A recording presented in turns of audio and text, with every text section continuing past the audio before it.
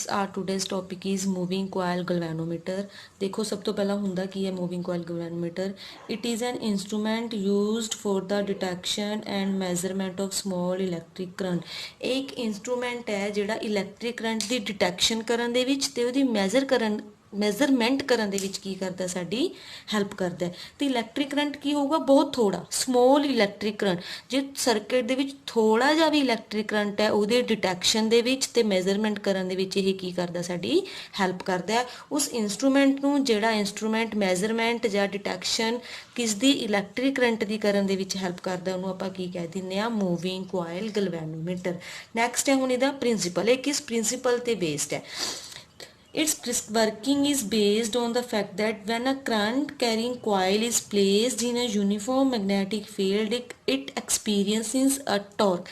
ਜਦੋਂ ਆਪਾਂ ਕਿਸੇ ਕਰੰਟ ਕੈਰਿੰਗ ਕੋਇਲ ਨੂੰ ਇੱਕ ਯੂਨੀਫਾਰਮ ਮੈਗਨੈਟਿਕ ਫੀਲਡ ਦੇ ਵਿੱਚ ਰੱਖਦੇ ਆ ਤਾਂ ਜਿਹੜੀ ਉਹ ਕੋਇਲ ਹੈ ਉਹ ਇੱਕ ਟੋਰਕ ਐਕਸਪੀਰੀਅੰਸ ਕਰਦੀ ਹੈ। ਇਹ ਉਸ ਪ੍ਰਿੰਸੀਪਲ ਤੇ ਬੇਸਡ ਹੈ। ਇਹ ਮੂਵਿੰਗ ਕੋਇਲ ਗਲਵੈਨੋਮੀਟਰ ਉਸ ਪ੍ਰਿੰਸੀਪਲ ਤੇ ਬੇਸਡ ਕੰਮ ਕਰਦਾ ਹੈ ਵੀ ਜਦੋਂ ਆਪਾਂ ਕਿਸੇ ਕਰੰਟ ਕੈਰਿੰਗ ਕੋਇਲ ਨੂੰ ਯੂਨੀਫਾਰਮ ਮੈਗਨੈਟਿਕ ਫੀਲਡ ਦੇ ਵਿੱਚ ਰੱਖਦੇ ਆ ਤਾਂ ਜਿਹੜੀ ਉਹ ਕਰੰਟ ਕੈਰਿੰਗ ਕੋਇਲ ਆ ਉਹ ਇੱਕ ਟੋਰਕ ਕੀ ਕਰਦੀ ਹੈ ਐਕਸਪੀਰੀਅੰਸ ਕਰਦੀ ਹੈ।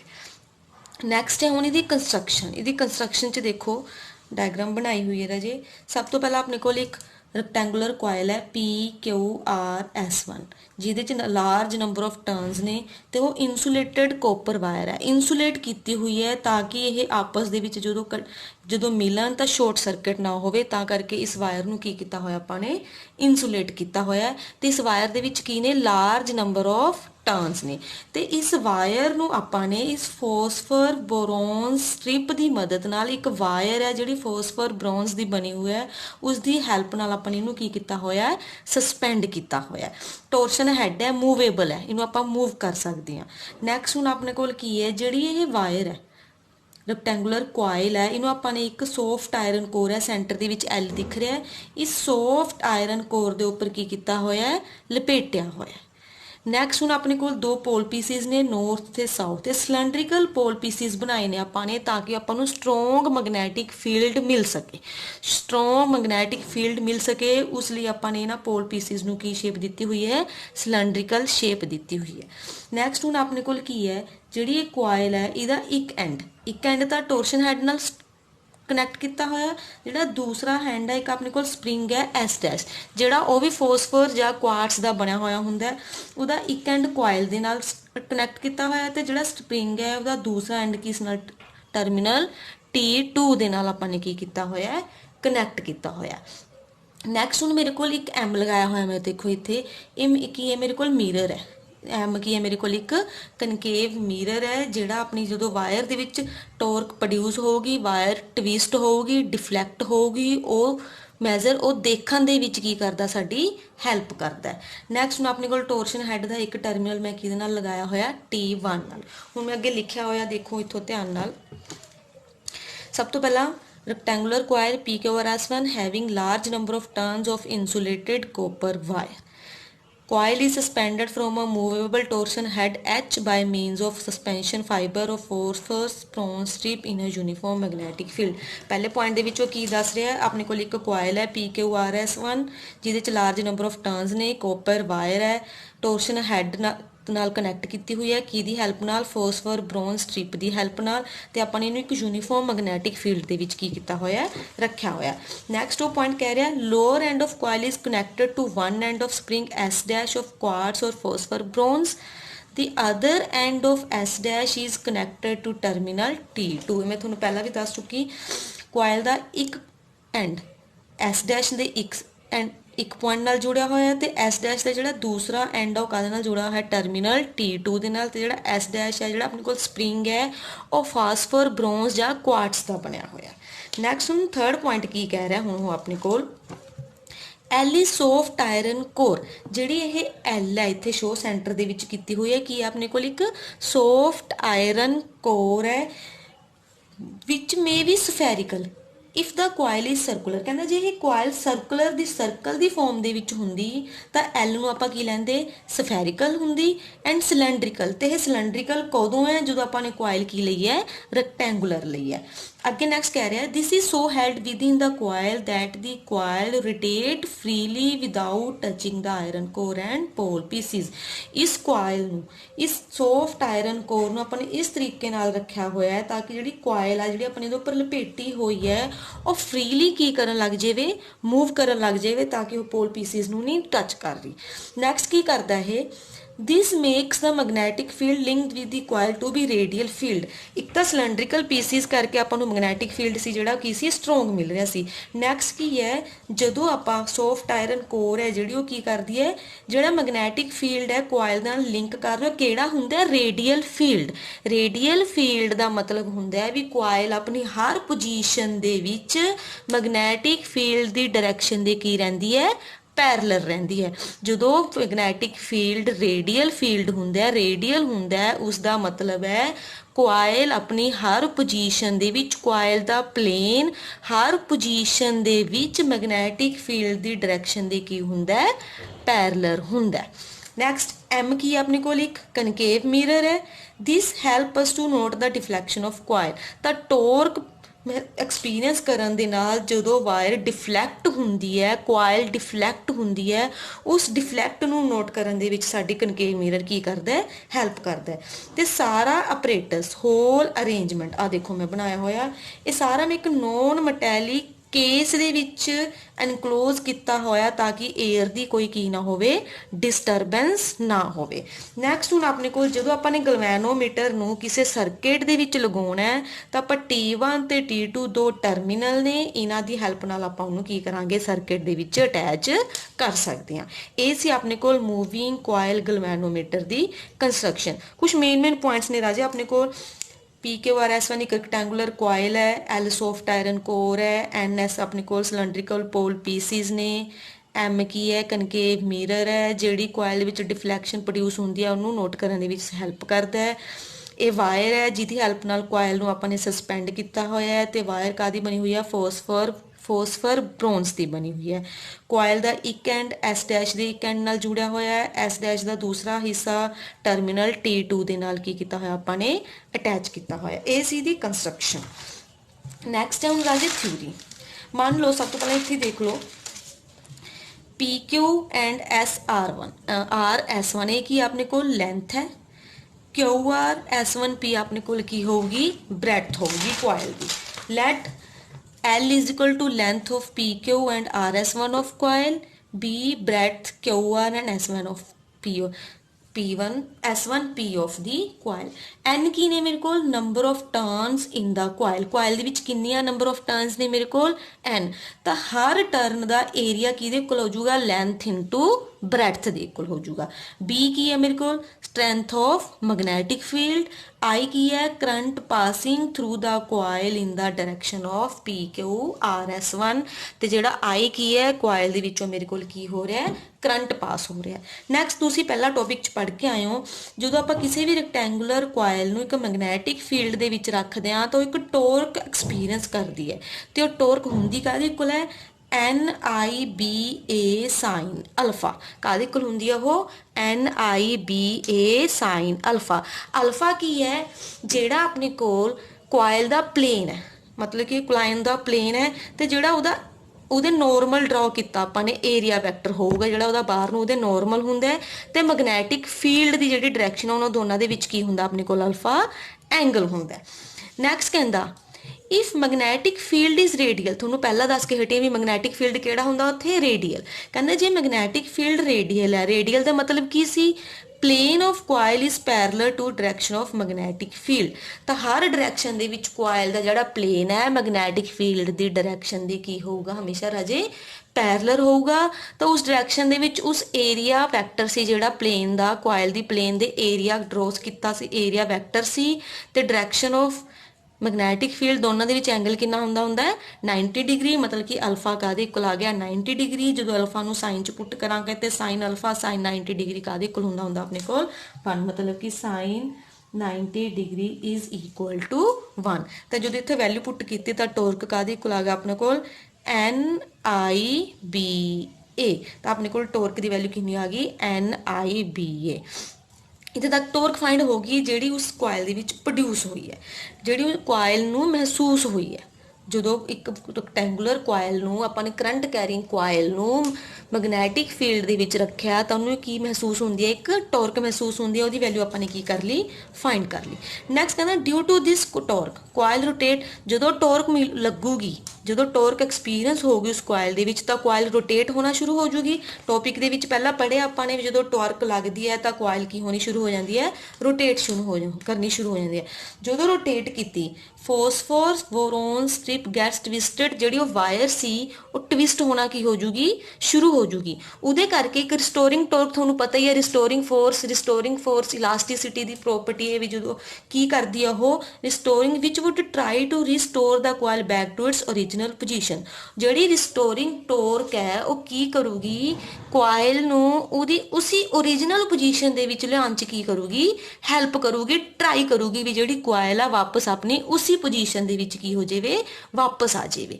ਹੁਣ ਮੰਨ ਲਓ ਕਹਿੰਦਾ let theta be twist produced in the phosphor bronze strip, ਜਿਹੜੀ ਆਪਣੀ ਥੀਟਾ ਕਿੰਨਾ ਟਵਿਸਟ ਪ੍ਰੋਡਿਊਸ ਹੋਇਆ ਉਸ ਵਾਇਰ ਦੇ ਵਿੱਚ, ਕਾਹਦੇ ਕਰਕੇ, ਟੋਰਕ ਦੇ ਕਰਕੇ। ਟੋਰਕ ਕਰਕੇ ਕੁਆਇਲ ਰੋਟੇਟ ਹੋਈ ਸੀ, ਅੱਗੇ ਕੁਆਇਲ ਵਾਇਰ ਨਾਲ ਜੁੜੀ ਹੋਈ ਹੈ, ਕੁਆਇਲ ਰੋਟੇਟ ਹੋਊਗੀ ਤੇ ਵਾਇਰ ਦੇ ਵਿੱਚ ਟਵਿਸਟ ਪ੍ਰੋਡਿਊਸ ਹੋਊਗਾ, ਵਾਇਰ ਟਵਿਸਟ ਹੋਊਗੀ ਤਾਂ ਟਵਿਸਟ ਕਿੰਨਾ ਹੋ ਆਪਣੇ ਕੋਲ, ਥੀਟਾ।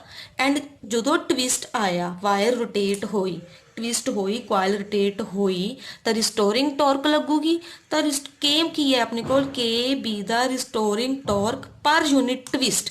ਤਾਂ ਕੇ ਕੀ ਹੈ, ਪਰ ਯੂਨਿਟ ਟਵਿਸਟ ਰਿਸਟੋਰਿੰਗ ਟੋਰਕ ਹੈ। ਤਾਂ ਆਪਣੇ ਕੋਲ ਟੋਟਲ ਰਿਸਟੋਰਿੰਗ ਟੋਰਕ ਜਿਹੜੀ ਪ੍ਰੋਡਿਊਸ ਹੋਊਗੀ ਕਿਹਦੇ ਕੋਲ ਹੋ ਜੂਗੀ, ਕੇ ਥੀਟਾ, ਮਤਲਬ ਕਿ torque is equal to K theta. ਇਹ ਕਿਹੜੀ ਹੈ, ਇਹ ਰਿਸਟੋਰਿੰਗ ਟੋਰਕ ਹੈ।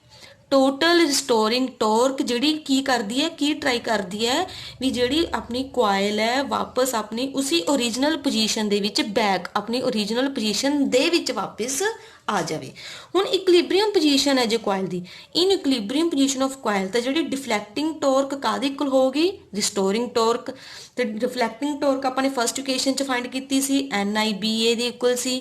ਰਿਸਟੋਰਿੰਗ ਟੋਰਕ ਕਾਹਦੇ ਇਕੁਅਲ ਆਪਣੀ, ਕੇ ਥੀਟਾ ਦੇ ਇਕੁਅਲ ਹੈ। ਤਾਂ I ਦੀ ਵੈਲਿਊ ਫਾਈਂਡ ਕਰ ਲਓ, ਕੇ NBA ਨੀਚੇ ਆ ਜਾਊਗਾ into theta, I is equal to K theta upon NBA। ਔਰ ਆਪਾਂ ਕੀ ਲਿਖ ਸਕਦੇ ਹਾਂ, I is equal to G theta.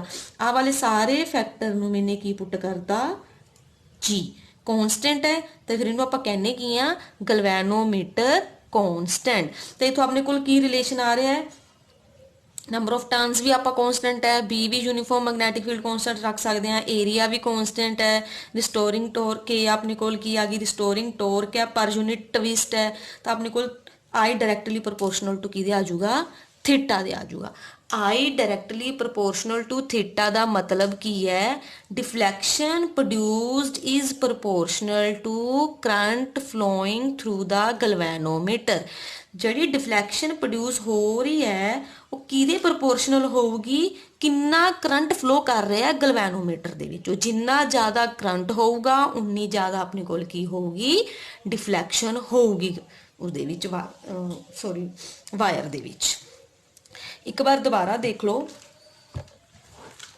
ਸਭ ਤੋਂ ਪਹਿਲਾਂ ਇਹ ਚੀਜ਼ਾਂ ਤਾਂ ਪਤਾ ਹੀ ਹੈ, length, breadth, number of turns, area of each turn, B strong magnetic field ਆ, I ਕਰੰਟ ਪਾਸ ਕਰ ਰਿਹਾ। ਨੈਕਸਟ ਹੁਣ ਆਪਾਂ ਨੇ ਪਿਛਲੇ ਪਹਿਲਾ ਆਰਟੀਕਲ 'ਚ ਪੜਿਆ ਹੋਇਆ ਹੈ ਵੀ ਜਦੋਂ ਕੋਈ ਵੀ ਕਰੰਟ ਕੈਰਿੰਗ ਕੁਆਇਲ ਨੂੰ ਆਪਾਂ ਮੈਗਨੈਟਿਕ ਫੀਲਡ ਦੇ ਵਿੱਚ ਰੱਖਦੇ ਹਾਂ ਤਾਂ ਇੱਕ ਟੋਰਕ ਮਹਿਸੂਸ ਕਰਦੀ ਹੈ। ਉਹ ਟੋਰਕ ਕਿਹਦੇ ਕੋਲ ਹੁੰਦੀ ਹੈ, NIBA ਸਾਈਨ ਅਲਫਾ। ਹੁਣ ਕਹਿੰਦੇ ਜੇ ਮੈਗਨੈਟਿਕ ਫੀਲਡ ਰੇਡੀਅਲ ਹੈ ਤਾਂ ਅਲਫਾ ਦੀ ਵੈਲਿਊ ਕਿੰਨੀ ਹੋ ਜੂਗੀ, 90 ਡਿਗਰੀ। ਤਾਂ ਪੁੱਟ ਕੀਤੀ ਤਾਂ ਆਪਣੇ ਕੋਲ ਟੋਰਕ ਕਾਹਦੇ ਕੋਲ ਆ ਗਈ, NIBA। ਇਸੀ ਟੋਰਕ ਕਰਕੇ ਕੁਆਇਲ ਕੀ ਕਰੂਗੀ, ਰੋਟੇਟ ਕਰੂਗੀ। ਕੁਆਇਲ ਰੋਟੇਟ ਕਰੂਗੀ ਤਾਂ ਜਿਹੜੀ ਉਹ ਫੋਸਫਰ ਬ੍ਰੌਨ ਸਟ੍ਰਿਪ ਸੀ ਉਹ ਕੀ ਕਰੂਗੀ, ਟਵਿਸਟ ਕਰੂਗੀ। ਇਸੀ ਟਵਿਸਟਿੰਗ ਕਰਕੇ ਇੱਕ ਰਿਸਟੋਰਿੰਗ ਟੋਰਕ ਲੱਗੂਗੀ ਜਿਹੜੀ ਕੀ ਕਰੂਗੀ, ਉਸ ਕੁਆਇਲ ਨੂੰ ਉਹਦੀ ਓਰੀਜਨਲ ਪੋਜੀਸ਼ਨ ਦੇ ਵਿੱਚ ਵਾਪਸ ਲਿਆਉਣ ਦੀ ਕੀ ਕਰੂਗੀ, ਟਰਾਈ ਕਰੂਗੀ ਤਾਂ ਕਿ ਆਪਣੀ ਜਿਹੜੀ ਕੁਆਇਲ ਹੈ ਰੋਟੇਟ ਹੋਈ ਸੀ ਉਹ ਕਿੱਥੇ ਆ ਜਾਵੇ, ਆਪਣੀ ਪੁਰਾਣੀ ਪੋਜੀਸ਼ਨ ਦੇ ਵਿੱਚ ਵਾਪਸ ਆ ਜਾਵੇ। ਹੁਣ ਮੰਨ ਲਓ ਕਹਿੰਦਾ theta B the twist produced in the wire, ਜਿਹੜੀ ਵਾਇਰ ਦੇ ਵਿੱਚ ਟਵਿਸਟ ਆਇਆ ਸੀ ਉਹ ਕਿੰਨਾ ਆਇਆ ਆਪਣੇ ਕੋਲ, ਥੀਟਾ। ਤੇ ਕੇ ਕੀ ਹੈ ਮੇਰੇ ਕੋਲ, restoring torque per unit twist. ਤਾਂ ਟੋਟਲ ਰਿਸਟੋਰਿੰਗ ਟੋਰਕ ਕਾਹਦੇ ਕੋਲ ਹੋ ਜੂਗੀ, ਕੇ ਇਨਟੂ ਥੀਟਾ ਦੇ ਇਕੁਅਲ। ਇਕੁਲਿਬਰੀਅਮ ਪੋਜੀਸ਼ਨ ਦੇ ਵਿੱਚ ਕੀ ਹੁੰਦਾ ਹੈ, deflecting torque is equal to restoring torque. ਤਾਂ NIBA is equal to K theta. ਇੱਥੋਂ ਆਪਣੇ I ਦੀ ਵੈਲਿਊ ਪੁੱਟ ਕਰ ਲਈ, फाइंड कर ली सॉरी। इतों आ सारे फैक्टर ਨੂੰ ਆਪਾਂ ਨੇ G पुट करता कॉन्सटेंट फॉर गलवैनोमीटर ਤੇ ਇਹਨੂੰ ਕਹਿੰਨੇ ਕੀ ਆਪਾਂ गलवैनोमीटर कॉन्सटेंट। ਤੇ ਇਥੋਂ ਆਪਣੇ ਕੋਲ ਕੀ ਰਿਲੇਸ਼ਨ ਆ ਗਿਆ, I directly proportional to theta. It means deflection produced is proportional to current flowing through the galvanometer. भी ਜਿਹੜੀ डिफ्लैक्शन आ रही है उस वायर ਦੇ ਵਿੱਚੋਂ ਕਿਹਦੇ डायरेक्टली प्रोपोर्शनल होगी, भी गलवैनोमीटर ਦੇ ਵਿੱਚੋਂ ਕਿੰਨਾ करंट फ्लो कर रहा है। ये सी अपने को मूविंग कॉइल गलवैनोमीटर। हुण अपने को नैक्सट है इहदे विच ही सेंसिटिविटी ऑफ गलवैनोमीटर। दो तरह की हुंदी है रजे, current sensitivity and voltage sensitivity. पहला देखते हैं आपां current sensitivity.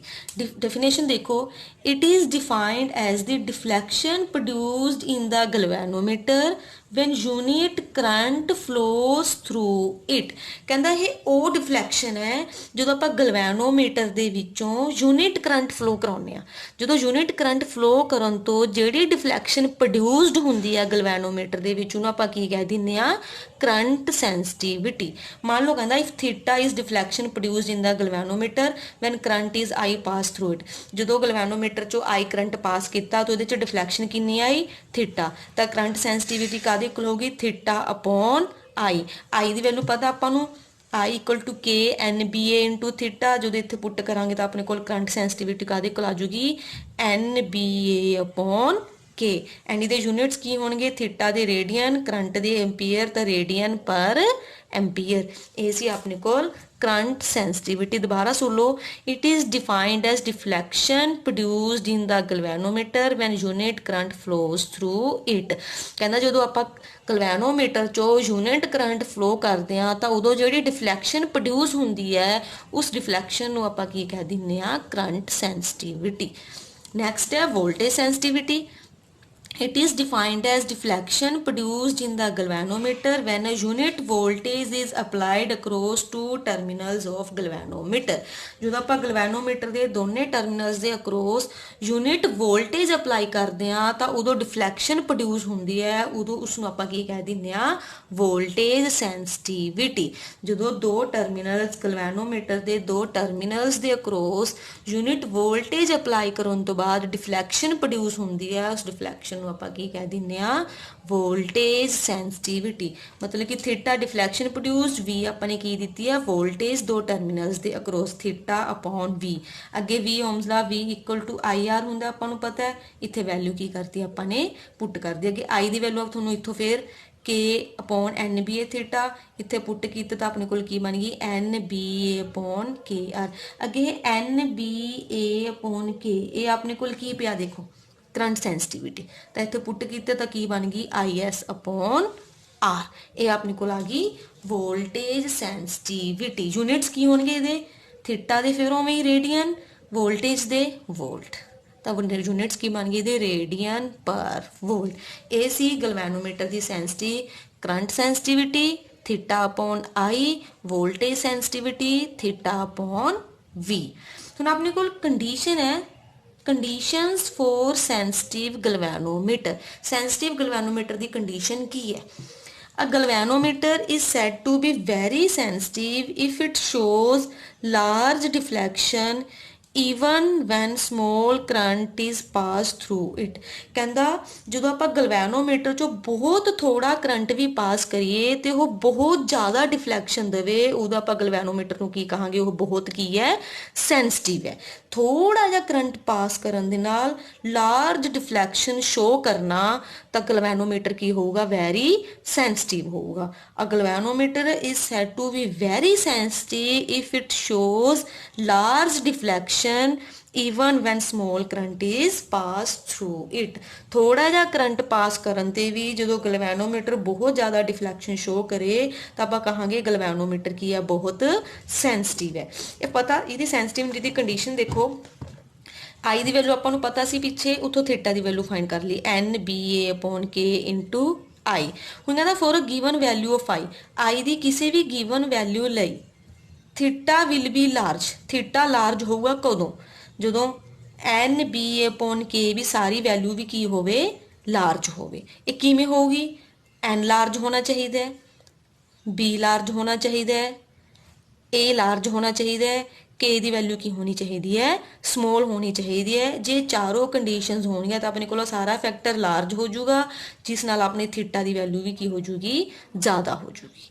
N the value large, number of turns ਜ਼ਿਆਦਾ ਹੋਣੀ ਚਾਹੀਦੀਆਂ ਨੇ, ਮੈਗਨੈਟਿਕ ਫੀਲਡ ਸਟਰੋਂਗ ਹੋਣਾ ਚਾਹੀਦਾ ਹੈ, ਜ਼ਿਆਦਾ ਹੋਣਾ ਚਾਹੀਦਾ ਹੈ, ਏਰੀਆ ਜ਼ਿਆਦਾ ਹੋਣਾ ਚਾਹੀਦਾ ਹੈ, ਕੇ ਦੀ ਵੈਲਿਊ ਕੀ ਹੋਣੀ ਚਾਹੀਦੀ ਹੈ, ਸਮੋਲ ਹੋਣੀ ਚਾਹੀਦੀ ਹੈ। ਹੁਣ ਅੱਗੇ ਕੁਝ ਲਿਮਿਟਸ ਨੇ, ਦੇਖਦੇ ਹਾਂ। ਕਹਿੰਦੇ the value of n can not be increased beyond a certain limit. ਕਹਿੰਦਾ ਆਪਾਂ n ਦੀਆਂ ਨੰਬਰ ਆਫ ਟਰਮਸ ਨੂੰ ਇੱਕ ਲਿਮਿਟ ਤੋਂ ਜ਼ਿਆਦਾ ਨਹੀਂ ਇਨਕਰੀਜ਼ ਕਰ ਸਕਦੇ। ਕਿਉਂ?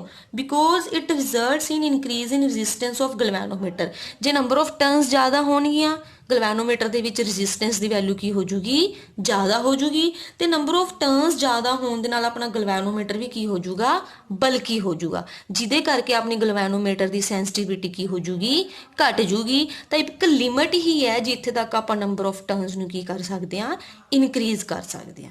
ਨੈਕਸਟ ਕਹਿੰਦਾ B can be increased by using strong horseshoe magnet. ਜੇ ਆਪਾਂ ਨੇ ਮੈਗਨੈਟਿਕ ਫੀਲਡ ਦੀ ਵੈਲਿਊ ਇਨਕਰੀਜ਼ ਕਰਨੀ ਆ ਤਾਂ ਆਪਾਂ ਕਿਹੜੀ ਮੈਗਨੇਟ ਯੂਜ਼ ਕਰ ਸਕਦੇ ਹਾਂ, ਹੋਰਸ ਸ਼ੂ ਮੈਗਨੇਟ ਨੂੰ ਕੀ ਕਰ ਸਕਦੇ ਹਾਂ, ਯੂਜ਼ ਕਰ ਸਕਦੇ ਹਾਂ। ਥਰਡ ਪੁਆਇੰਟ ਕਹਿੰਦਾ ਇਹ Kant B increased beyond limit. ਇਹ ਦੀ ਵੈਲਿਊ ਵੀ ਆਪਾਂ ਇੱਕ ਲਿਮਿਟ ਤੋਂ ਜ਼ਿਆਦਾ ਨਹੀਂ ਵਧਾ ਸਕਦੇ, because in that case coil will not be in a uniform magnetic field. ਜੇ ਇਹ ਹਰ ਨੰਬਰ ਆਫ ਟਰਨਸ ਦਾ ਏਰੀਆ ਕੀ ਕਰ ਦਾਂਗੇ, ਆਪਾਂ ਵਧਾ ਦਾਂਗੇ, ਤੇ ਜਿਹੜੀ ਕੋਇਲ ਆ ਉਹ ਯੂਨੀਫਾਰਮ ਮੈਗਨੈਟਿਕ ਫੀਲਡ ਦੇ ਵਿੱਚ ਨਹੀਂ ਰਹੂਗੀ, ਉਸ ਤੋਂ ਕੀ ਹੋ ਜੂਗੀ, ਬਾਹਰ ਆਣੀ ਕੀ ਹੋ ਜੂਗੀ, ਸ਼ੁਰੂ ਹੋ ਜੂਗੀ। ਇਸ ਕਰਕੇ ਇਹ ਦੀ ਵੈਲਿਊ ਵੀ ਆਪਾਂ ਸਰਟਨ ਲਿਮਿਟ ਤੱਕ ਹੀ ਕਰ ਸਕਦੇ ਹਾਂ, ਵਧਾ ਸਕਦੇ ਹਾਂ। ਅੱਗੇ ਕੇ ਕੀ ਸੀ, value of K depends upon. ਜਿਹੜੀ ਕੇ ਦੀ ਵੈਲਿਊ ਕਿਸ ਤੇ ਡਿਪੈਂਡ ਕਰੂਗੀ, ਵੀ ਜਿਹੜੀ ਉਹ ਸਸਪੈਂਸ਼ਨ ਵਾਇਰ ਹੈ ਉਹ ਕਿਸ ਮਟੀਰੀਅਲ ਦੀ ਬਣੀ ਹੋਈ ਹੈ। ਜਿਹੜੀ ਸਸਪੈਂਸ਼ਨ ਵਾਇਰ ਸੀ ਜਿਸ ਨਾਲ ਆਪਾਂ ਨੇ ਕੋਇਲ ਨੂੰ ਟੰਗਿਆ ਹੋਇਆ ਸੀ, ਸਸਪੈਂਡ ਕੀਤਾ ਹੋਇਆ ਸੀ, ਉਹ ਜਿਹੜੀ ਵਾਇਰ ਹੈ ਕਿਸ ਮਟੀਰੀਅਲ ਦੀ ਬਣੀ ਹੋਈ ਹੈ। ਕਹਿੰਦਾ value of K is very small for quartz ਔਰ ਫੋਸਫੋਰ ਬ੍ਰੋਂਜ਼। ਜਿਹੜੀ ਵੈਲਿਊ ਕੇ ਦੀ ਵੈਲਿਊ ਬਹੁਤ ਘੱਟ ਹੁੰਦੀ ਹੈ, ਕਾਦੇ ਲਈ, ਕੁਆਰਟਸ ਤੇ ਫੋਸਫੋਰ ਬ੍ਰੋਂਜ਼ ਲਈ। ਇਸੇ ਕਰਕੇ ਗਲਵੈਨੋਮੀਟਰ ਦੇ ਵਿੱਚ ਜਿਹੜੀ ਸਸਪੈਂਸ਼ਨ ਵਾਇਰ ਆਪਾਂ ਕੁਆਰਟਸ ਜਾਂ ਫੋਸਫੋਰ ਬ੍ਰੋਂਜ਼ ਦੀ ਹੀ ਕੀ ਕਰਦੇ ਹਾਂ, ਬਣਾਉਂਦੇ ਹਾਂ। ਇਹ ਸੀ ਦੀਆਂ conditions for a sensitive galvanometer.